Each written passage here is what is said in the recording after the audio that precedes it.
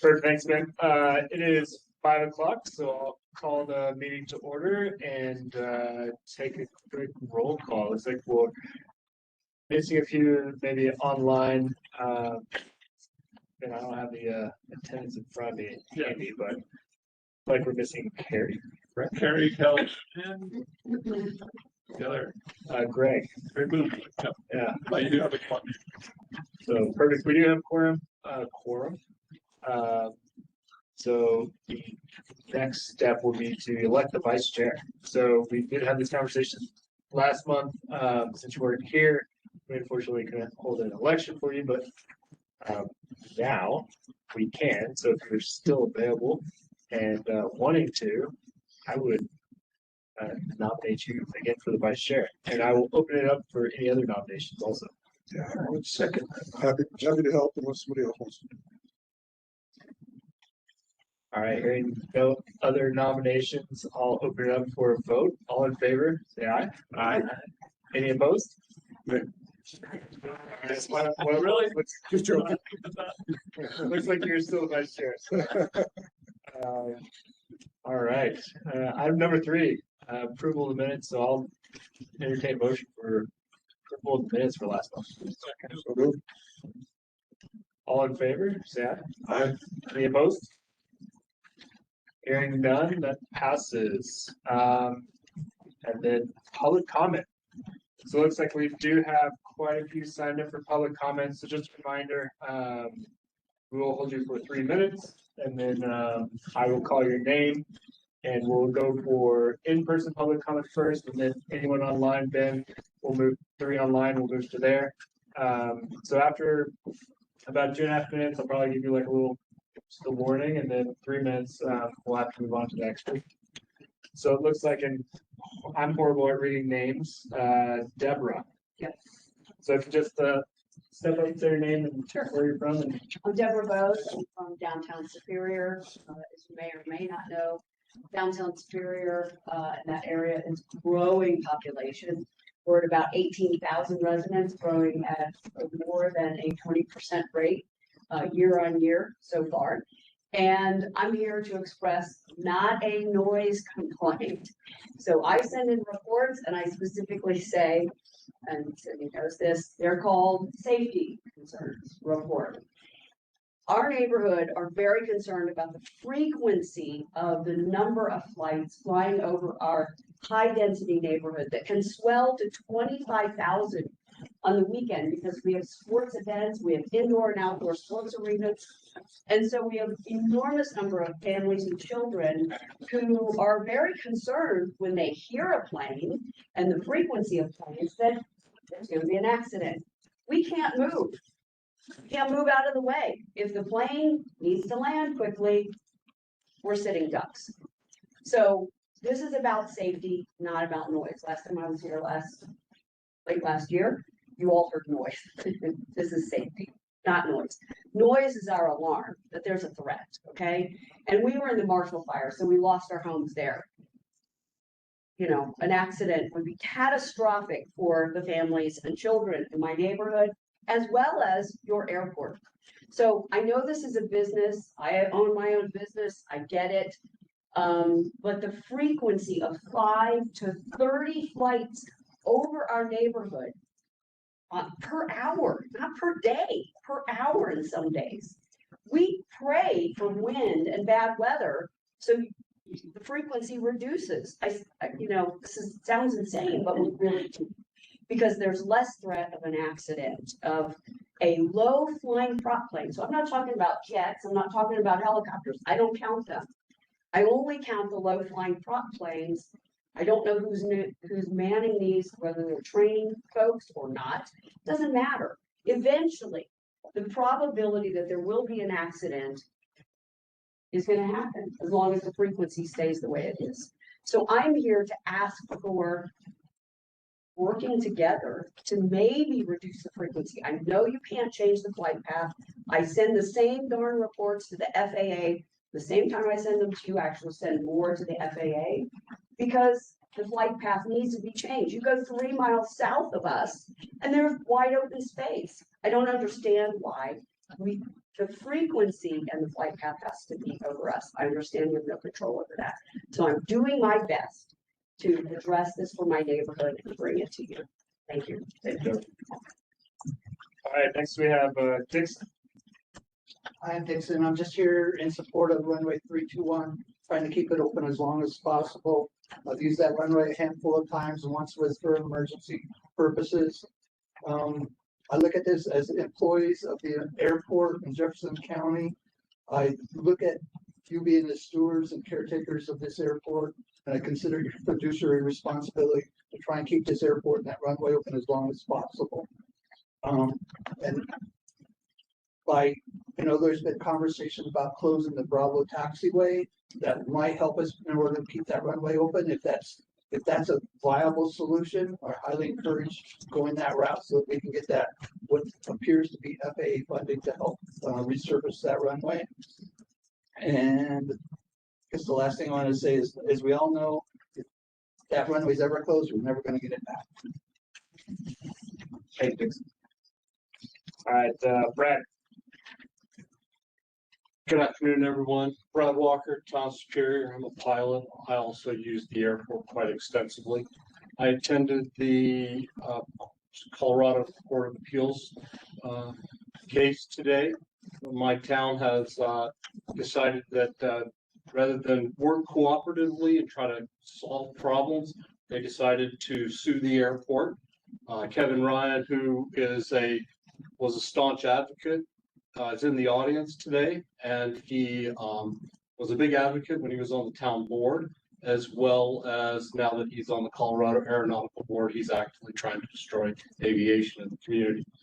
But it left me with, in listening to the legal arguments, and I deal with a lot of attorneys, it left me with the impression that at the end of the day, lawsuits are not going to get anybody what they want in this world. Whether it's personal or professional, you have to sit down, you got to negotiate with people, you got to talk to them, even those that you dislike. That's the core of politics, is you've got to sit down and talk to one another. Mr. Einhoff, I know that you fashion yourself as an activist, and the comments last month, last board meeting about rates and charges that the airport director is trying to implement left a little sour taste in my mouth, because at the end of the day, Mr. Dahl is doing his due diligence. He's being very professional. I think the pilot community accepts that there's going to be some increases, 3%. Nobody really disagreed with that.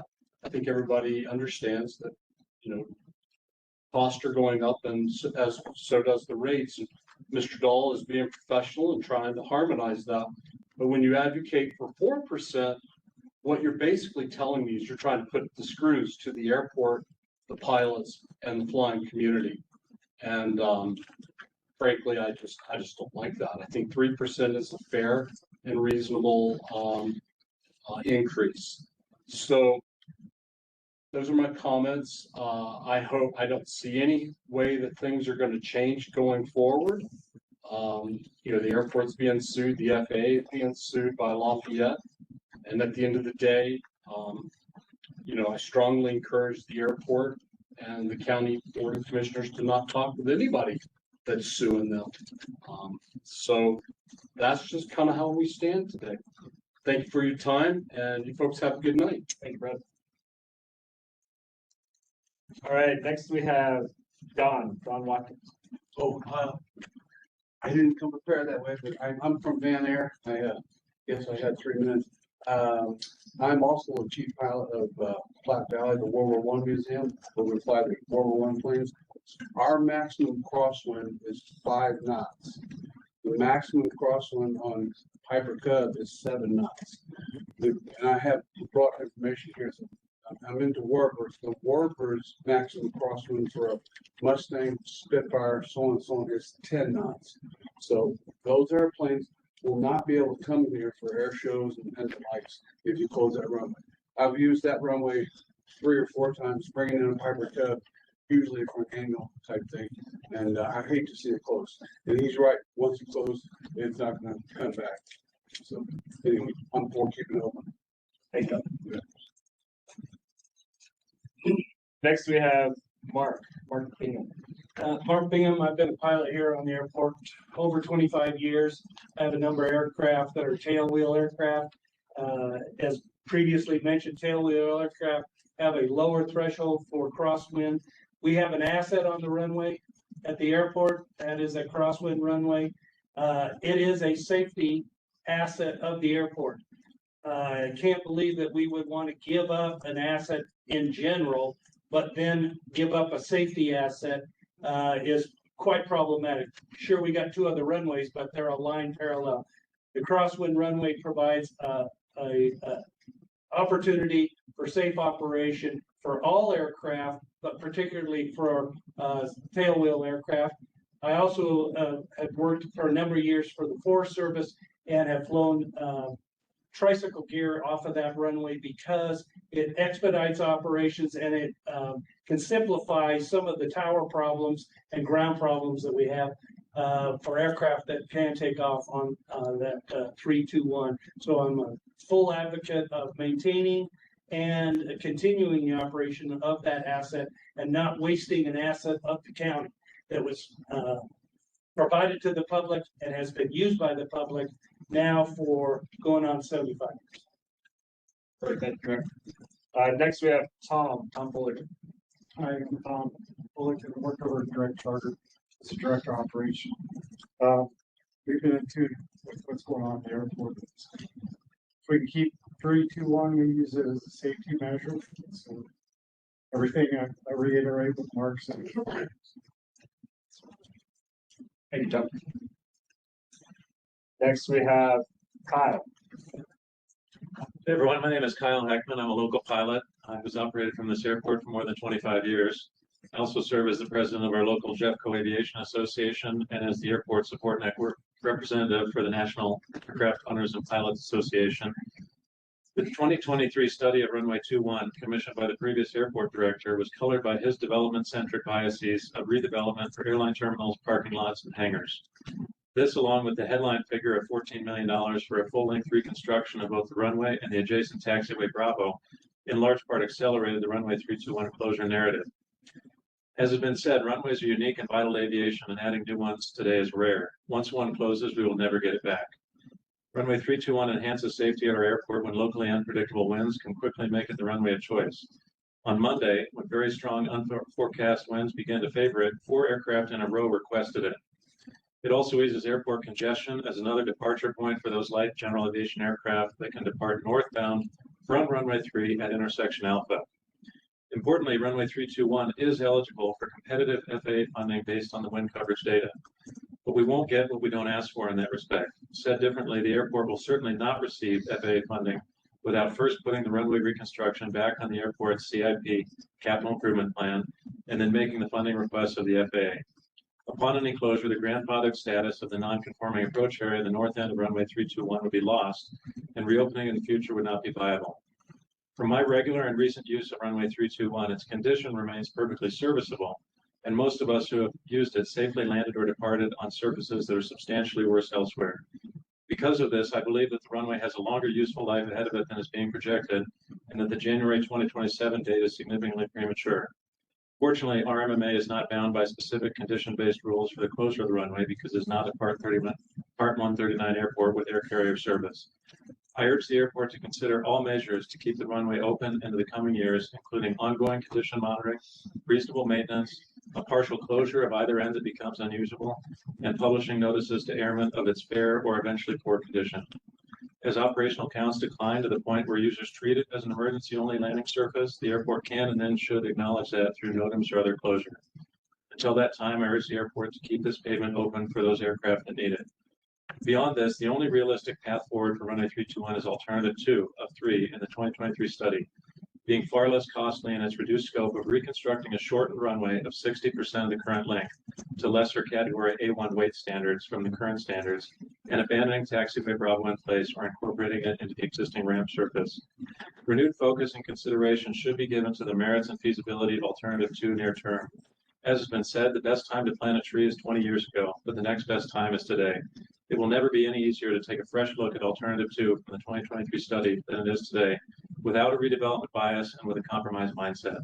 While the federal funding funnel may be narrow today, federal administrations and their focus change over time. The airport should seek funding for alternative two, which balances the continued utility of a crosswind runway with reduced scope and cost inherent to this more tailored proposal. I'll conclude by reiterating that runway closures are a net loss to aviation. Runway 321 was originally constructed to serve a need, and that need still exists today. It requires us revisiting alternative two. RMMA must also make every effort to keep 321 open as long as its condition remains acceptable for the small aircraft that it primarily serves, which I believe is for several more years to come. Thank you, Kyle. And finally, looks like last on this list before we move online is Kevin and Ryan. Afternoon, everybody. Kevin Ryan, speaking on behalf of the town of Superior, not on behalf of the town of Superior, as a resident of the town of Superior. I was prepared to speak tonight, but my name was mentioned, so I thought I'd say something. Glad my time on the board for Superior was memorable. I haven't been on the board for over 5 years, but apparently it was memorable. At no point when I was on board for the town of Superior was I involved in any lawsuit against any aviation-related activity. My only advocacy for when I was on the board related to aviation at the town of Superior was for the creation of the what was the thing we used to do before it was disbanded? The CNR. The CNR. So I did advocate for the creation of the CNR in collaboration with the FAA. Unfortunately, I exited the board after the CNR had been created, so I wasn't able to participate. I'm also here to talk about two additional things. Number one, also support runway 321 not being closed. Runway 321 is an important safety valve for the pilots here. Thank you for speaking, as well as for the residents in Superior. I'd also mention that runway 321, which was 220 at the time, 30 plus years ago, was identified as the preferred runway at the time that the airport master plan was being developed and the town of Superior was being developed. So 220 was supposed to be that preferred runway. That ship has long since sailed, but there is some history there that is important. The other thing you're going to talk about tonight is some additional grant awards. One of the conditions of House Bill 1235 that was signed 2 years ago was compliance with navigation easements.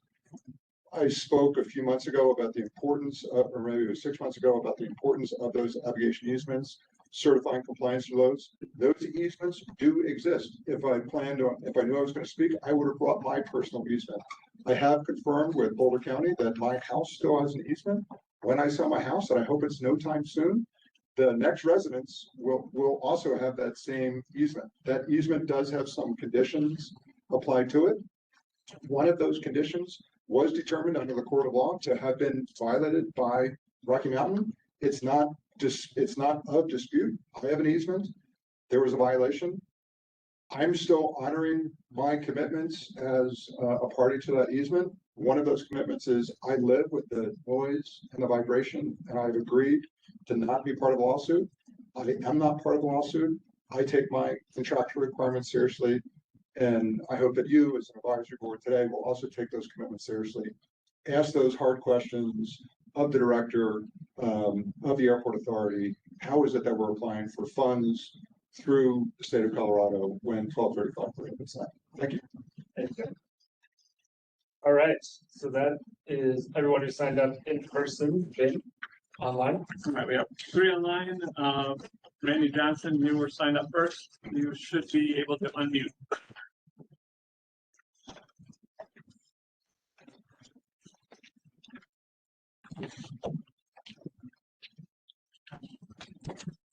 Randy, can you hear us? Mr. Johnson, I see you as unmuted, but we're not getting any audio.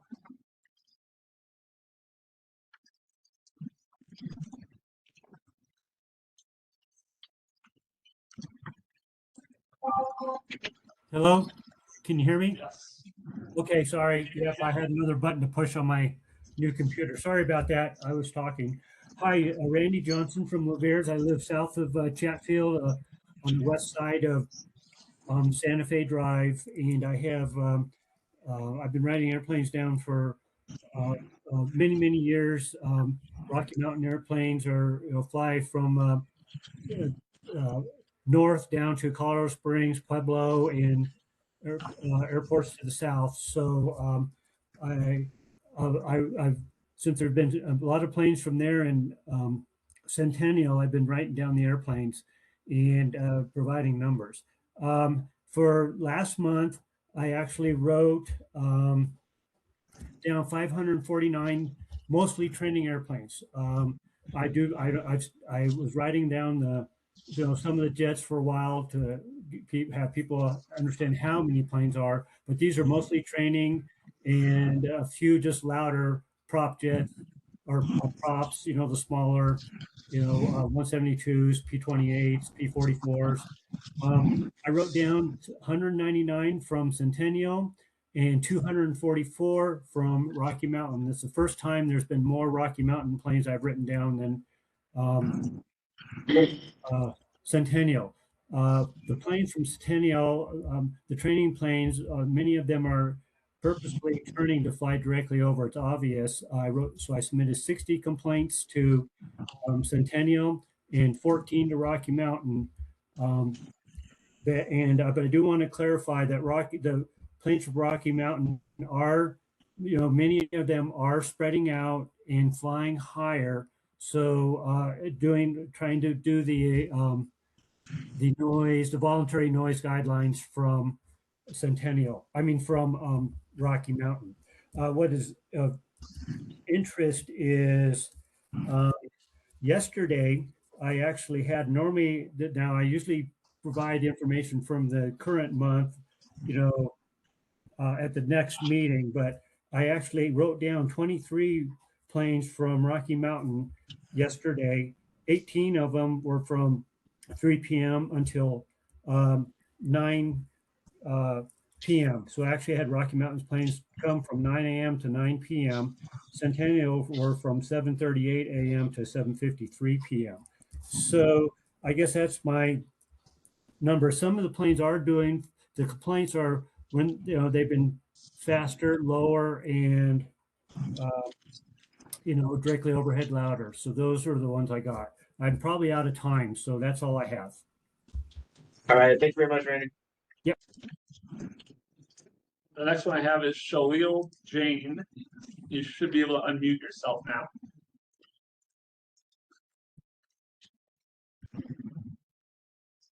Can you hear me? Yes. Yes, we can hear you. Okay.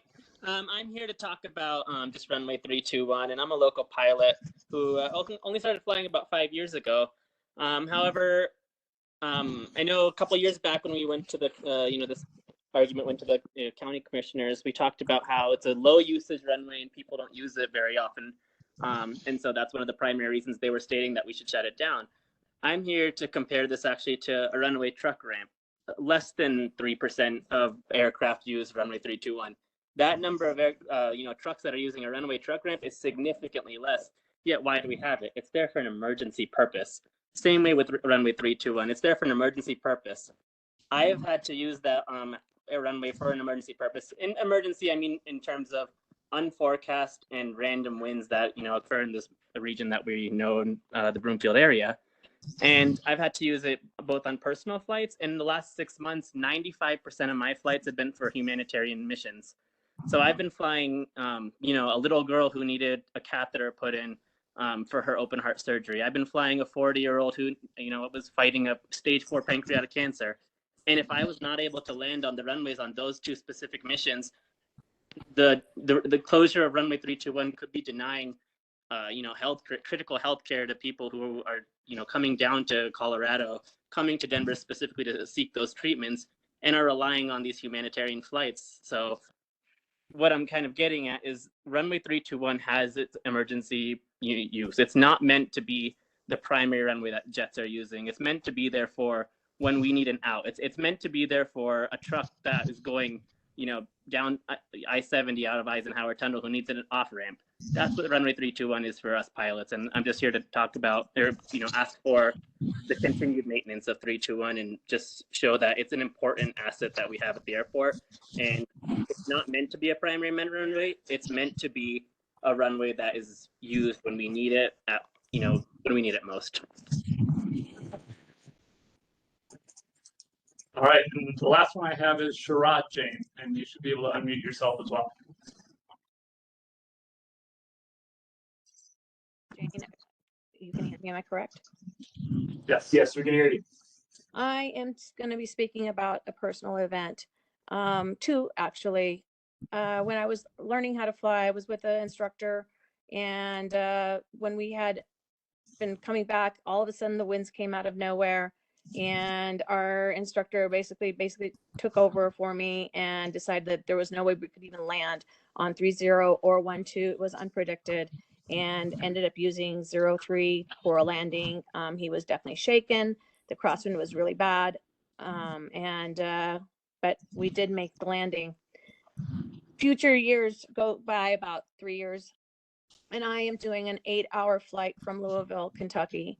It was a long flight, had our break in between, filled our fuel, continued on to come home. I do park my plane here at BJC, and I was coming home after a long flight, and winds were light and variable. That's the prediction of all the forecasts, including with weather briefing and anything from the airport. As I'm approaching, suddenly out of nowhere, the winds start changing on us.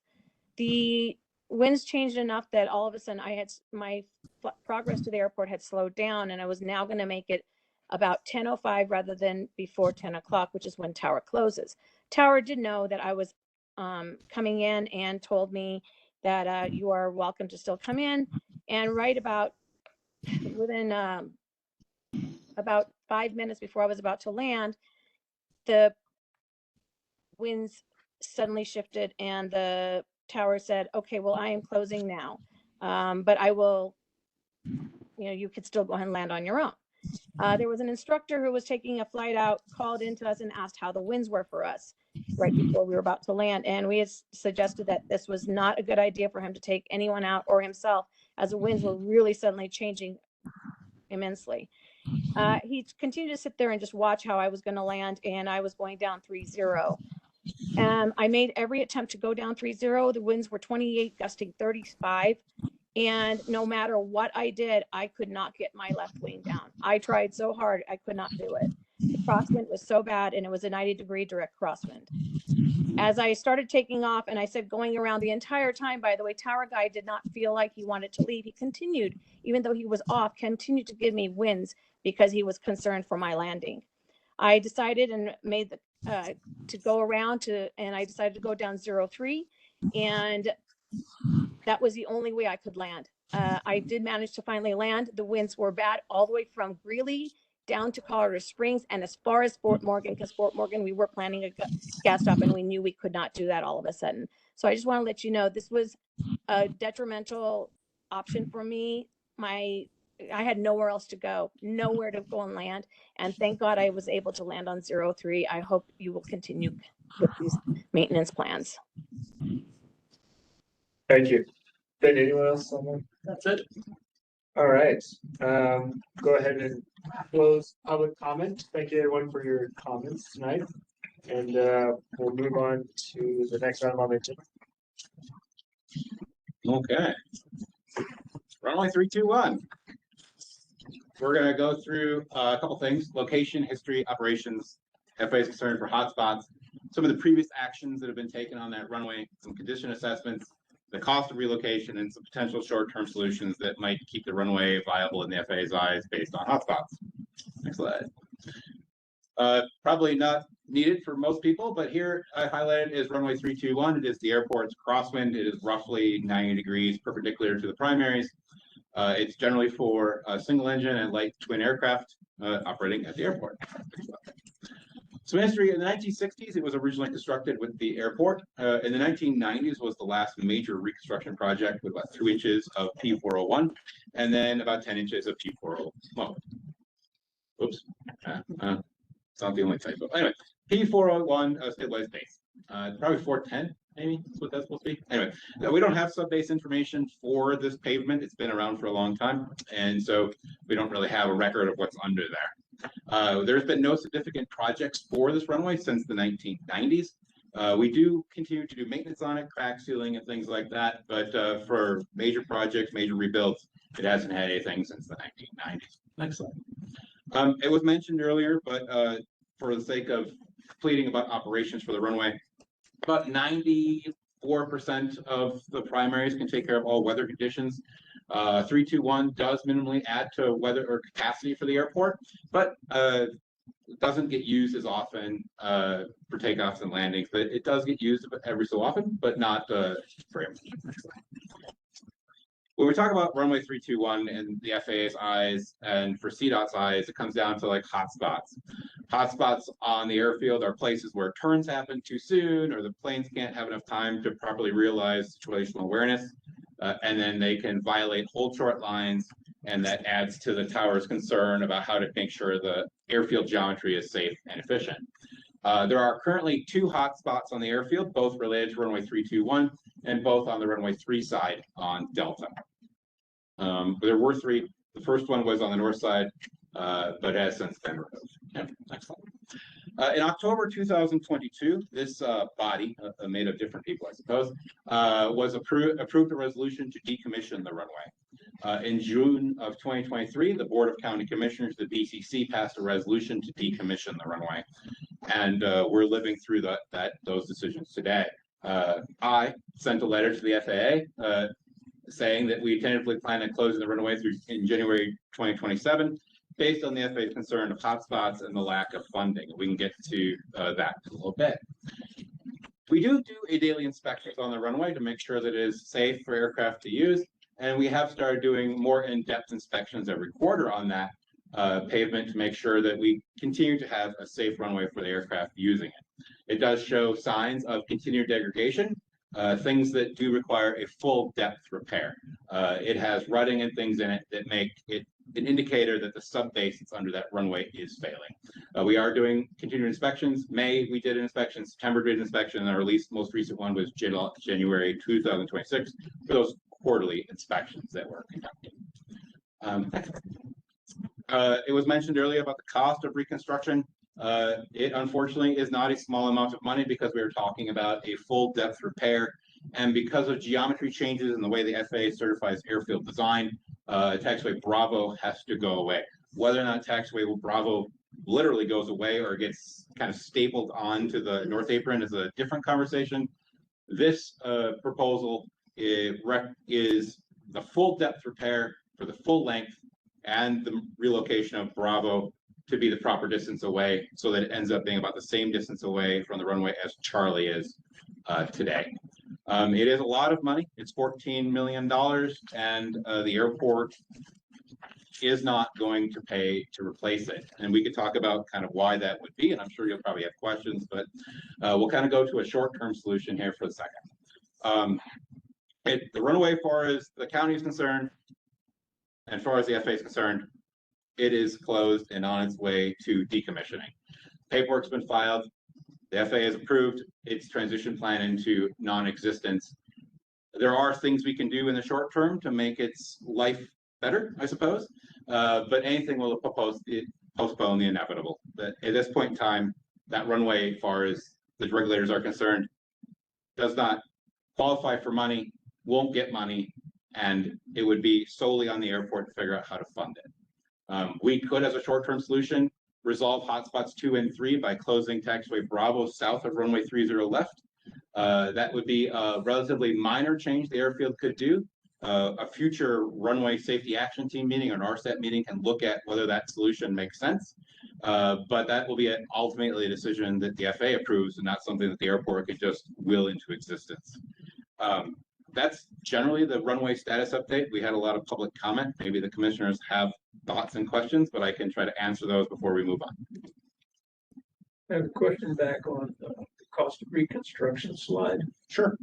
Can you elaborate on the FAA and CDOT will not fund any project on the runway due to limited funds and low priority? Sure. Okay. So I think one of the public comments mentioned that the runway does qualify for federal funds and does qualify for CETA funds. That's true.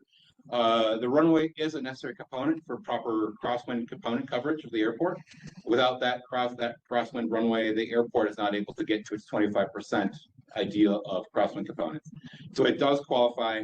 It doesn't qualify for like the legacy crosswind program because it's for crosswind runways that were once needed but now not, or were not needed but now are.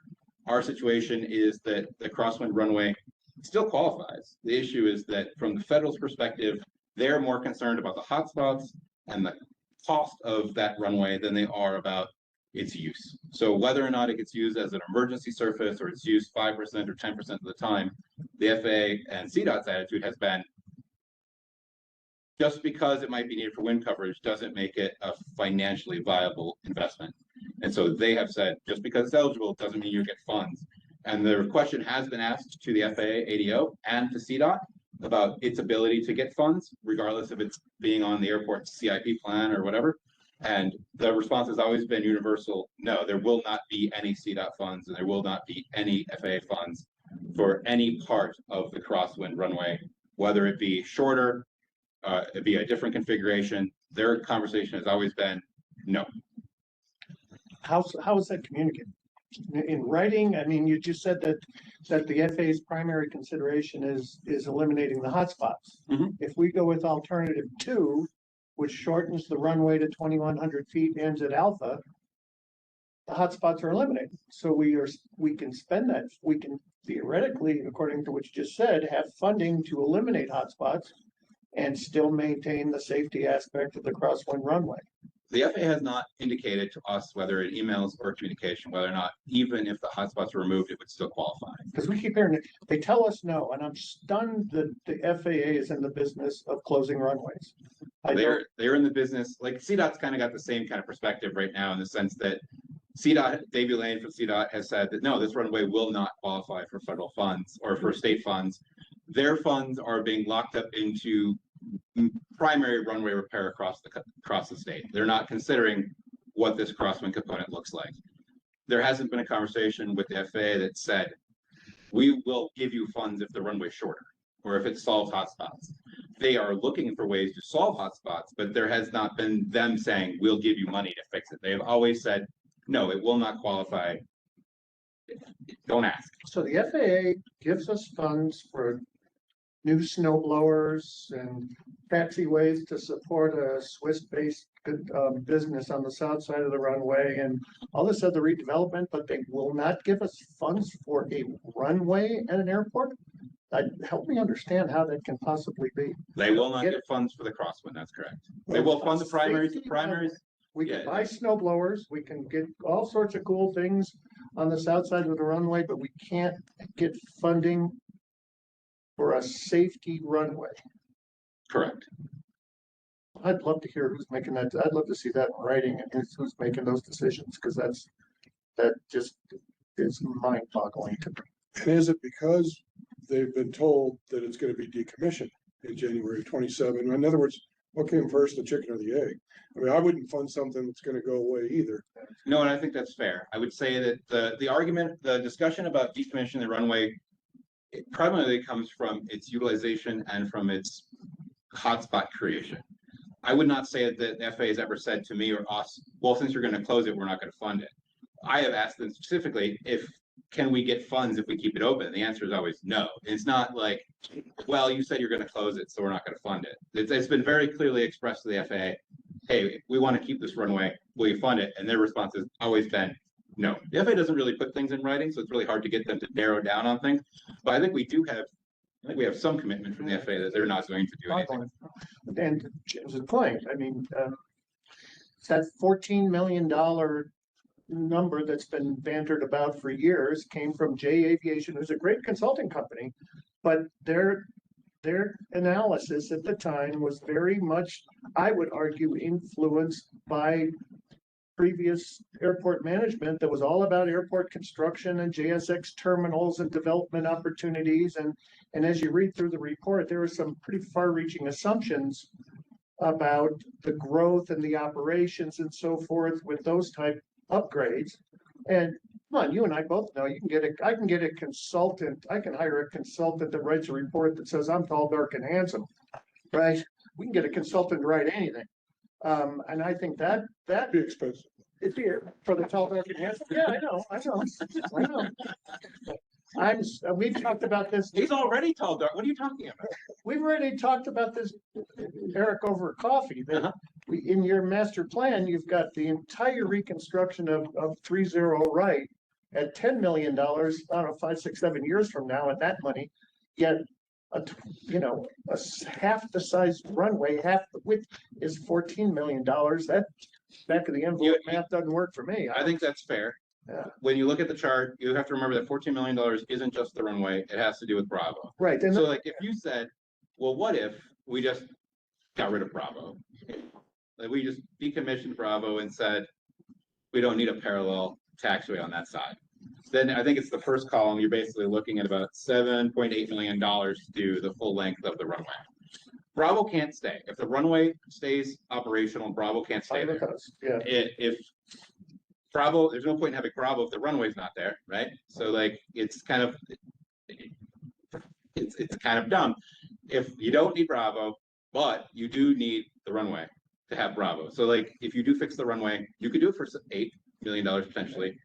But to fix the geometry and make Bravo correct, it's the $14 million. So what then would be with option 2 with the J Aviation study, where we have a 2,100-foot reconstruction or refurbishment or whatever the correct term is, with no Bravo. I mean, let's just get on our frugal hats here and say, let's make a 2,100-foot emergency runway.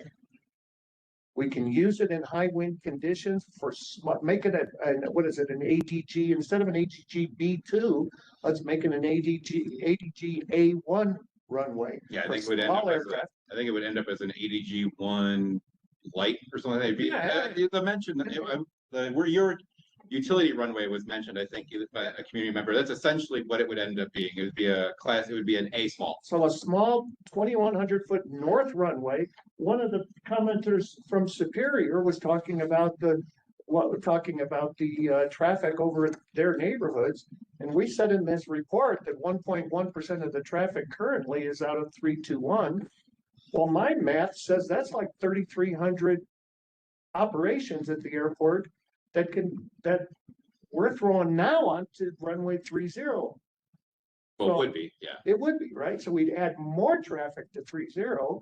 Maybe if we refurbish that runway and it's less of a traffic conflict since it intersects with the primary runways, perhaps ATC would not have near as much problem with folks landing on that runway because of the cross traffic considerations. We might see increased operational usage, less traffic over Superior. Seems like it might be a win-win. And if it's 8 million for the full length without Bravo, I'd love to hear what the number is on option 2 with 2,100 feet and no Bravo. And then would the FAA perhaps not have the hell no response? I'm just curious, it's just something to keep the safety aspect of that runway. I mean, we even talked about, I think it was you again, Deborah, was it, if I can use your first name? I think about the comment that was made about the changing winds. This airport is in a unique bowl, a meteorological bowl where the winds are just incredibly vibrant and changed. And God bless those people in the Marshall Fire. We know how that wind craziness is. Well, that's the safety aspect that all these pilots are talking about. That it can just pop up at an instant and you have no options. I read in this report about, just fly to Erie. Just fly to Centennial Spaceport. Those runways do not help. They're off by 50 to 70 degrees a crosswind with this runway, which is basically a nothing burger if you're trying to mitigate crosswind landing. Walking in here today, I'll stop here in a second. 30 more. You should give me your 3 minutes. Just walking in here tonight, right in the front door. Walking in the front door, winds were 240 at 12. So that's a 60-degree crosswind, which makes that 12 knots a full maximum crosswind. It may as well be 90 degrees. And we heard guys that fly tail wheels that can only fly in 5 to 7 knot. They need that runway, or we're telling them to go to, I don't know where the heck you want them to go, because it's not Erie, it's not Spaceport, it's not Boulder. It's just, I'd love us to get creative, put our heads together, get the most frugal, cheapest remediation for a nice short emergency runway. 2,100 feet is plenty to land an A1 in an emergency situation. Plenty. Yeah, so all right, I'm done. She's giving me the eye. Okay, any other comments? I take it to heart. No, I will follow back up That's with what you I guys. think we should do. I had a question. You mentioned January 2027. What is driving that timeline? Is it something from the FAA or the county? The FAA is driving that in a way to try to alleviate the hotspots as expeditiously as possible. Gotcha. Okay. Is that a hard requirement from the FAA, or is that? It was a submit to the FAA that I made very conditional, let's say. It's not an absolute, it's let's try to figure this out. Yeah. And not a comment for you, but for the rest of the board, I mean, you did hear that the board back in 2022, and I think I wasn't here then, did make an advisement, and part of our role is to advise our best recommendations. So if the board does feel strongly about anything on the agenda, we can make a motion and go through that voting process, but just wanted to make sure there's a lot of new faces on here to let everybody know. So I think it's important you understand what past Airport Advisory Board members had done. I suppose to a certain extent respect what the things they have done. But it certainly is something that I don't take lightly. And so it's important that we all understand maybe not only the math behind it, but like the justification as to what was going through the process when it was done. I can't speak to development options for the runway or what happens if the runway's gone. But I do hear and respect that all the comments about the importance of that runway. So it's not not an action that the airport's taking lightly. But if there are things or recommendations that you want to formally provide to me that I can provide on and pass on, I will do that. And I appreciate that you're open to the conversation. God, believe me, I appreciate that you're listening and open to the conversation.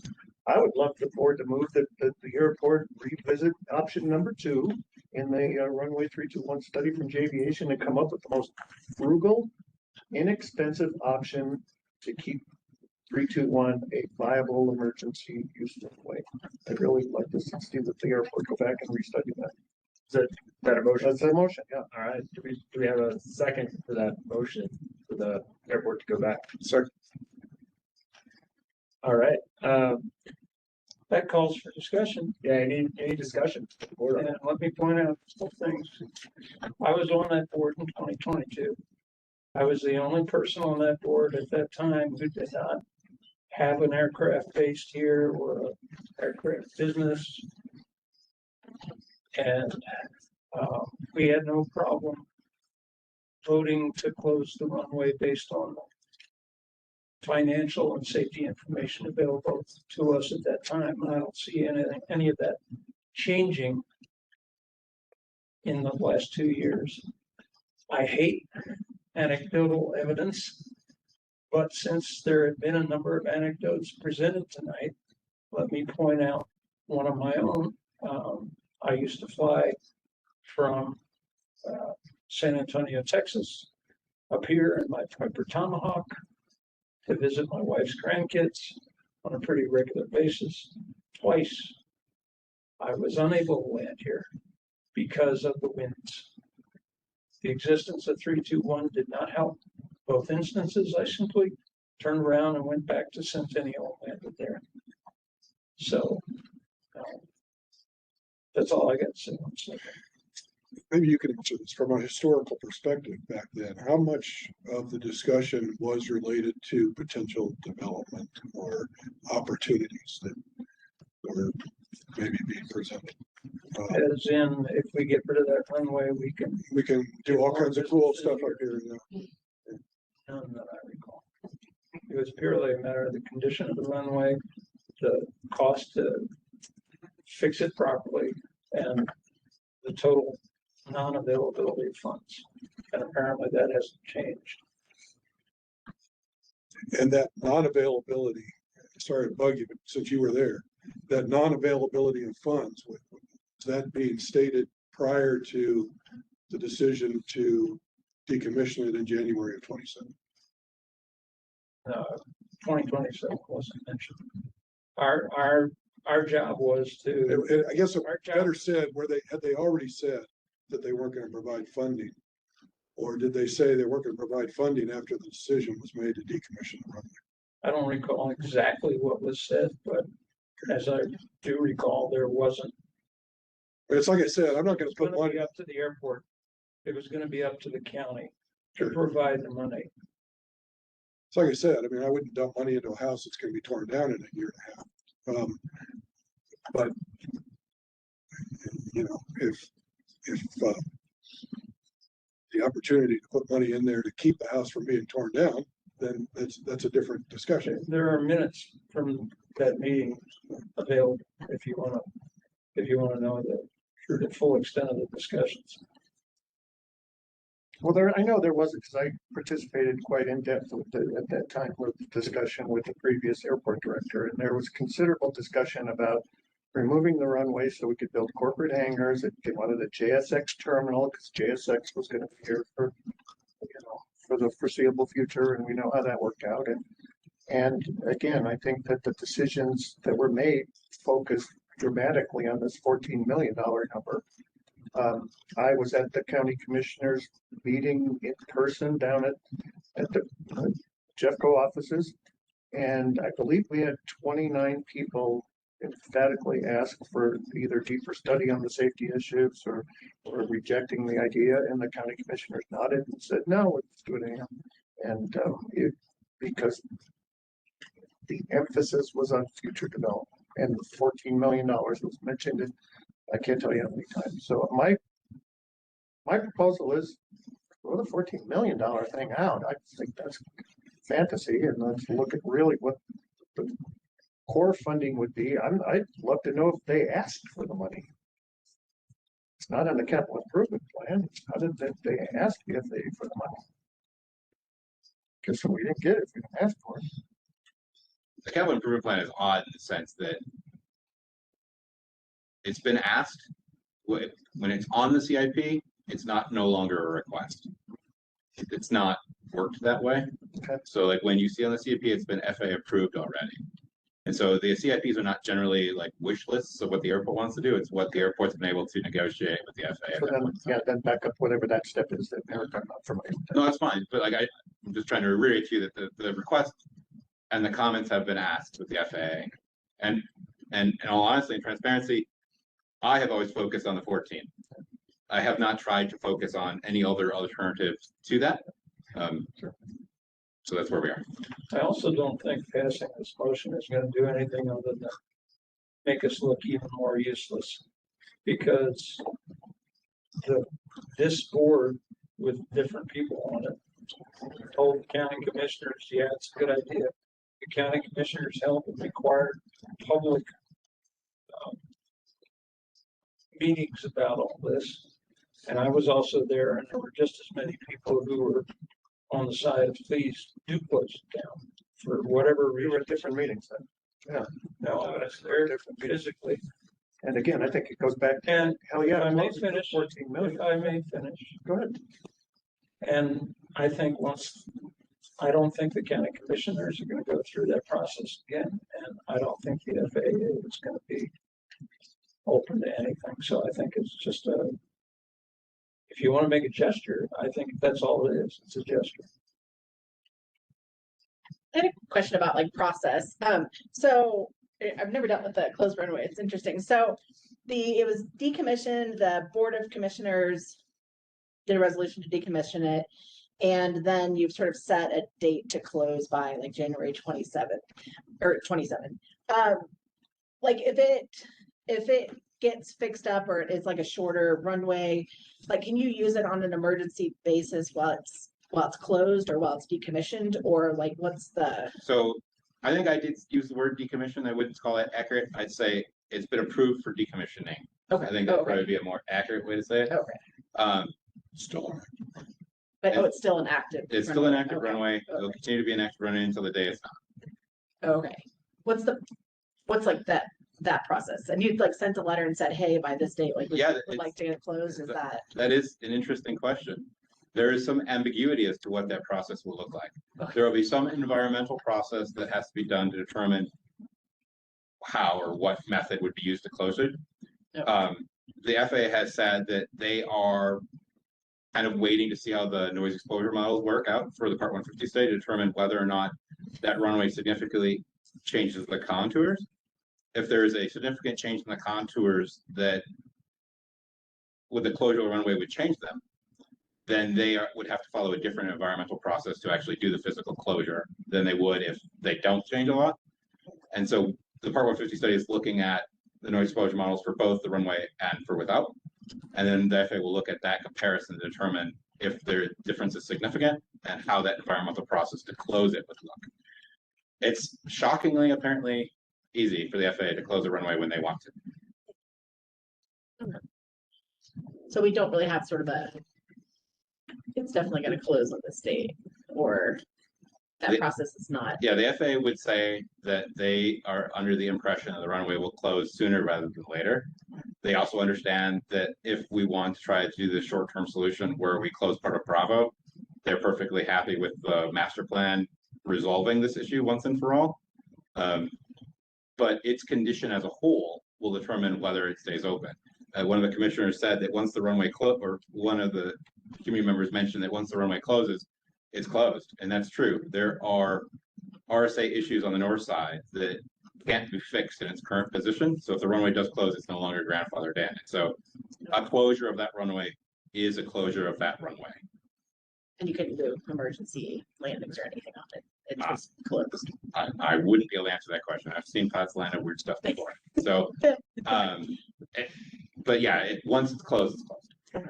So you said the FAA is going to evaluate, it says closing it south of runway 30 left will be evaluated in a future FAA runway safety action team. Yeah, an RSAT team. Okay. And that's the FAA's way to look at hotspots in the airport, determine how they would resolve those hotspots, and what actions the FAA or the airport could take to resolve those hotspots. In this case, if Bravo goes away, both of those hotspots go away. But so it's a rhetorical question. Wouldn't it be helpful to them in a runway safety action team meeting to know that the current board is in favor of that solution?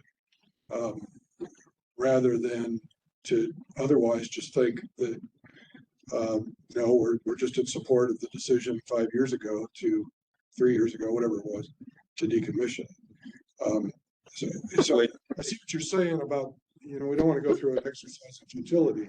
On the other hand, if this is actually being potentially considered by the FAA, I do think it's important that they get our opinion on it. So. No, I will take that to the RSAT and we'll converse with the FAA about whether that solution works. I've talked to the tower about it. The tower seems to be in support as a way to potentially remove the hotspots, but the tower can't make that determination on their own. Sure, the RSAT would be the body that would determine whether or not that action could result in the removal of those hotspots. If it doesn't result in the removal of the hotspots, they're not going to support it. They're really concerned about the hotspots. Any other discussion? I know we have a motion. Did you restate your motion? I know it's been a little bit. I just want to make sure everybody's on board and understands what we're voting for. I'd like the airport to go back and evaluate the cost for option 2 in the runway 321 study, whereby they shorten the runway to 2,100 feet, eliminate Bravo, and eliminate the Bravo taxiway so that we eliminate the hotspots and we shorten the remediation and get down to at least an understanding of what the true cost would be. And that was your understanding, you're saying? Yes. Yes. Perfect. All right. So now we'll go for a vote for the board. All in favor of the motion? Aye. Aye. Aye. 4? Oh, Yeah, Barbara. Barbara, sorry. So 5. Hi. And Barbara, that was a yes, correct? Yes, correct. And any opposed? I have a comment and I'll say I'm opposed. My comment is, I don't want to prescribe an emotion, a solution.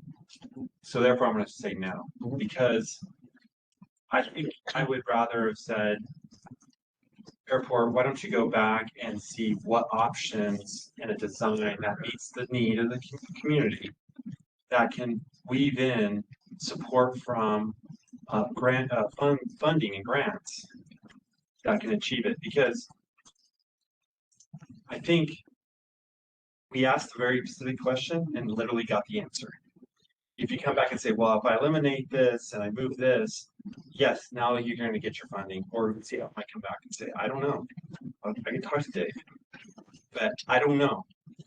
And I think by prescribing a solution, and I'm not an architect, I'm not a runway pavement person, and I'm not an FAA expert, and all the other things. I just think that if you prescribe it in a motion, that's not the right thing to do. I think we should ask them to go back to what solutions are viable that could be minimum viable, that could award us either money or favorable from the Board of Commissioners.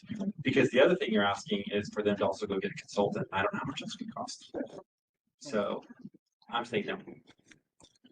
You've already voted. So yeah, that was my reason. Discussion.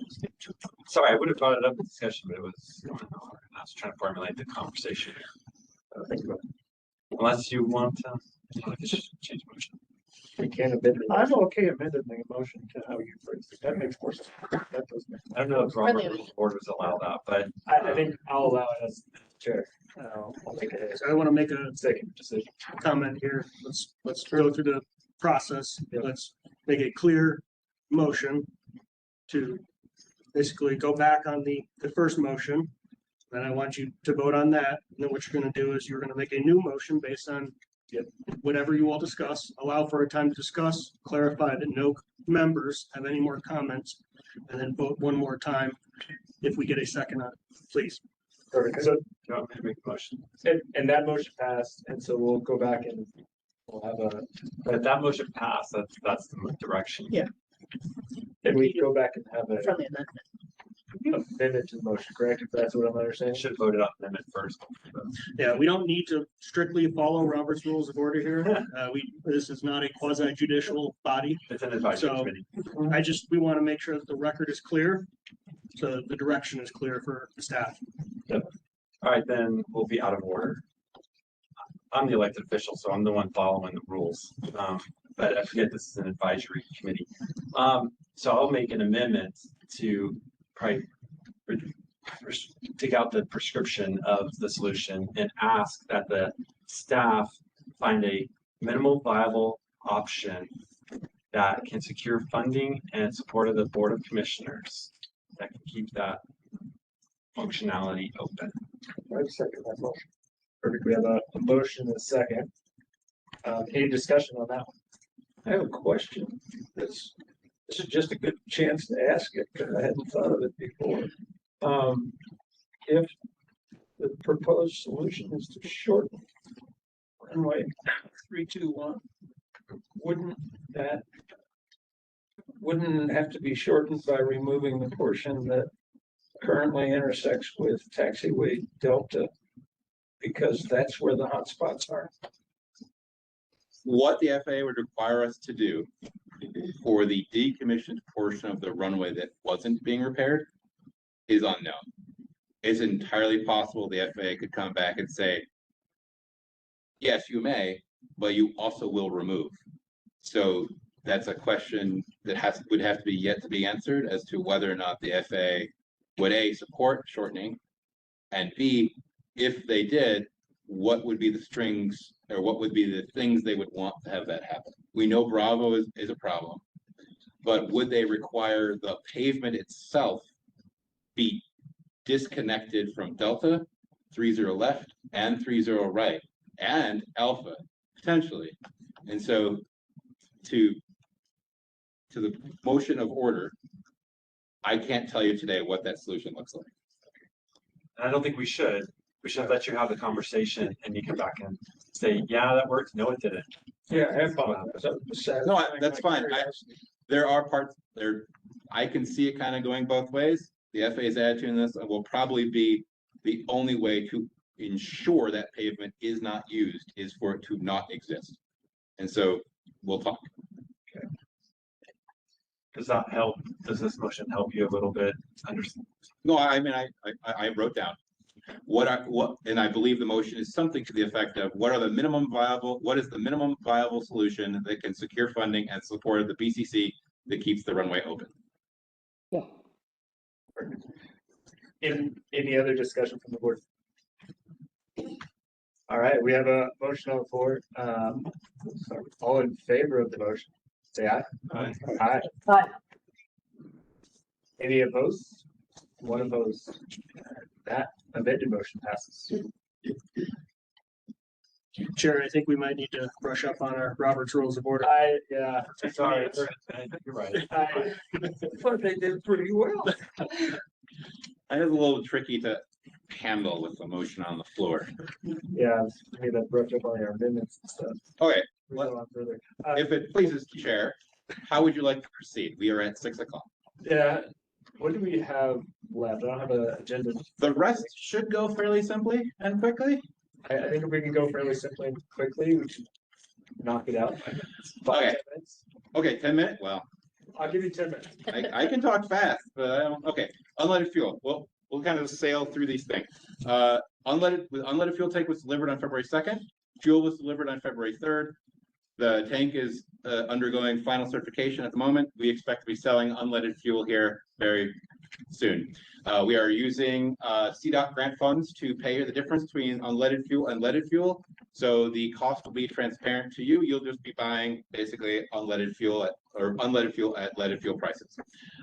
We will pay and reimburse for supplemental type certificates to convert aircraft to use unleaded fuel. And then there's some pictures about the tank, its delivery. And then we expect to be selling unleaded fuel very, very soon. Any questions on the unleaded fuel tank? John? All right. One comment. Yeah. You might want to check the Colorado taxes when you do yours, because I seem to recall when I did mine, there is a credit available people for getting their type certificates for unleaded fuel. House Bill 24-1235 was mentioned earlier. It does contain a number of provisions in it that as a private pilot you might want to brush up on for both tax incentives to convert and then tax incentives for the purchase of that fuel, I believe.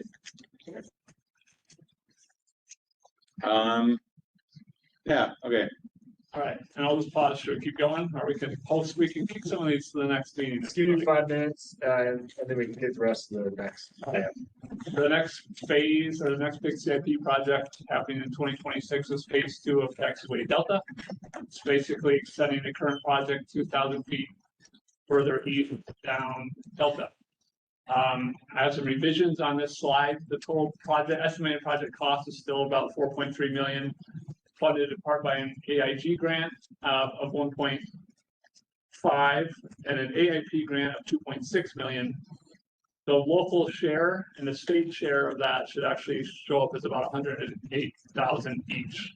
108 from the state-ish and 108,000 from the local. Those can vary because as the project costs, as we bid out the project, that's really ultimately what the grant's based on. What it looks like in terms of timeline, grants have been submitted. Wolper is currently in design for the project, and that'll go out to bid. And then hopefully we're under construction this summer, which dovetails into the previous phase of the project. Similar to the phase 1 of Delta, and we talked about this at a previous AAP meeting, we are building a stronger pavement cross section just to make sure that if there's larger like Gulfstream type aircraft on it, it's not degrading too quickly. A stronger taxiway cross section. Yes. And also same thing with geometry fill-us on Delta 5, so that they can make the turning movements from the runways to onto Delta. And then we'll revisit that decision again as we do the presumably the third phase of Delta further down the road. And that's it. Any questions on our next big CIP project? Okay. Okay, noise and operations reports. We have normally not talked about noise reports or operations reports here at the AAB. We have produced noise reports since 2012 at the airport, and let's go. So we produce noise reports every year in January for the preceding year. All of them include all of our noise reports, voicemails, emails from the surrounding community. And the current noise report is about 5 pages long. City and her team have worked on a brand new format for it that makes it a lot more, hopefully helpful and informative about what's happening for the noise report to receive here at the airport. The airport doesn't control aircraft movements, but we do noise reports in order to better understand what the aircraft's impact is to our community and how that works. They help us kind of understand trends and analysis and help us kind of understand where flights are happening and where, I guess, noise sensitive areas might be around the airport. A noise report doesn't necessarily mean a pilot did anything wrong. It doesn't necessarily mean that there will be a change in flight paths, but it does help us better understand data trends. And the same for the FAA. The FAA has a noise portal that was mentioned earlier as well, and they can use some of that data to help them as they develop flight paths. Next. So we do this to help us formulate the formal record and to put all the information on our website. We have on the Fly Quiet program website for the airport. We also have the noise reports listed since 2012. And we also have the noise reports listed on the transparency portal all the way back from 2012. And the current noise report for 2025, I believe, was put on the website today. Like I said, the FAA looks at noise on their portal to look at flight path, aircraft operations, and they could use those noise reports they're getting to help them with procedure reviews, but I can't speak to how the FAA actually uses the noise reports that they get and how that is utilized later. So I kind of sail through some of this because I have the actual reports in the document itself, but this is the new format for the airport noise report. It's a lot more thorough. You can just kind of keep scrolling. A lot more thorough with the details that we're providing to the community and to airport stakeholders, breaking down by time of year, by time of month, time of day, and then it followed at the end. There's a map of the area where we're getting a lot of our noise reports from. In addition to the annual noise report, I put together a monthly operations report, which takes data from the FAA air traffic advisory system, fuel flow, noise reports, and then weather, and breaks it into about an 8-page comprehensive look at the airport's operation. You can just kind of keep going. But it has all the different data and charts about ATADs for the airport's operation, fuel flow. All those numbers are in thousands and not millions. And so when you're looking at like 5,700 some, that's actually 5.7 million, just for clarity. It's in the report, but just to clarify. And then there's the noise reports that shows trends over time. And then weather is always something we've heard a lot about today in relation to the runway. And so looking at the overall weather trends for the airport is actually pretty helpful to understand what the operational impacts are. Yeah, keep going. There are some differences between the annual noise report and the monthly operations report. And probably the one that's probably the most applicable is going to be just when the FAA changes ATAD's information. So like, because the operations report is made every month and the annual noise report is made every year, when the FAA goes back and retroactively fixes operational numbers, the operations report and the annual noise report will not be in sync. The numbers will be different. And that's actually a case that happened in 2025. And so when you're looking at ops numbers, you'll see they're different, and that's why. Noise report's a little bit different than it has been in the past. In September of 2025, we changed the way that we've tracked noise reports here at the airport. Before, a noise report had to have been seen as complete and basically contained no vulgarity. In order to be more transparent and open about what we're getting for our noise reports, we are including both non-complete, both incomplete, and whatever that noise report says, where it's included in the noise report, and we're looking at it. So there will be there is going to be a natural increase in the number of noise reports we're going to see for September 2025, because we are including literally everything that we have and not filtering it in any way at all. Okay, next. I know. Yeah, go ahead. I know we're bumping up against the 5 minutes I said. We have the in-car and the airport updates. Anything that's timely, or can we? In-car is timely. Let's jump to N-car, because that is a timely thing that I think it's important that we talk about. So N-car status. You may remember N-car was here in February 12th, 2025 to tell us about the things they do here at the airport. They have a C-130 and a Gulfstream based here at the airport, and they fly atmospheric missions all over the world based here from BJC.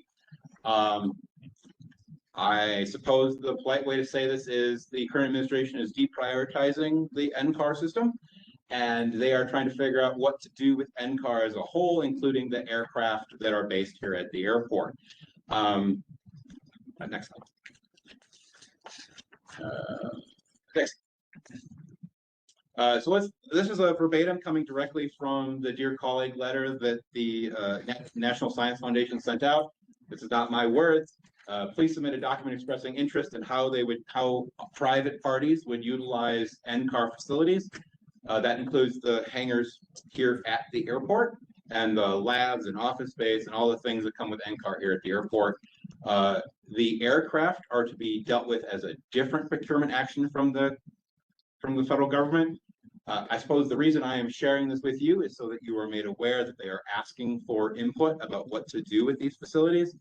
I cannot tell you that they should stay the way they are. It would be nice if they did, but there may be some incentive for you to post or comment about this and see what you might be able to provide as knowledge to the National Science Foundation about why or why not those things should stay here at the airport. As a board or individual? You will probably do it individually. But not just the board, all airport users, everybody I speak to here, make your voices heard about what you think should happen with the NCAR facilities here at the airport. Is this posted anywhere else but here or just in this PowerPoint? So this is all online. The PowerPoint is. You mean the Dear Colleague letter? Is this call to action? Yeah, the call. We can just go to our website or something. So the call to action is coming directly from the National Science Foundation's request for comment. They have a scroll up one slide. They have the January Dear Colleague letter that the National Science Foundation sent out to everybody to seek comments on what to do with the NCAR facility here at the airport. They do separate out in that request what to do with the airplanes. So both the supercomputer complex in Cheyenne, Wyoming, and the two aircraft here are to be treated separately. But it is an unfortunate situation the airport finds itself in with NCAR struggling with the current administration. Yeah. Okay. Thank you. I think the updates can wait for wanting or if you prefer. If anyone on the board opposes, we can defer the rest of the updates to next month. Or is there a date on it? Just read about it. When is it? Or just read about it. If you have any questions, you read it. Okay, but we have a blood drive. All right. That's my only update, okay? It's March 25th in this room. Perfect. Thanks. I think we left a little bit. All right. I think the last order of business is the adjournment. The date I have then is March 11th. Is that correct? Yes. All right. Does March 11th still work for everybody?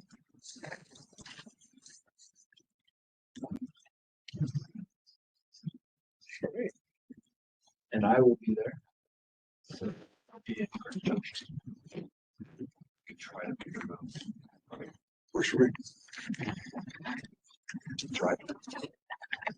Sounds like probably have a quorum. We'll just confirm when we send it out, but we'll keep it on March 11th. That's good. All right, perfect. I'll entertain a motion for adjournment. Any opposed? All right, meeting ends at 6:19. Thank you very much, everyone.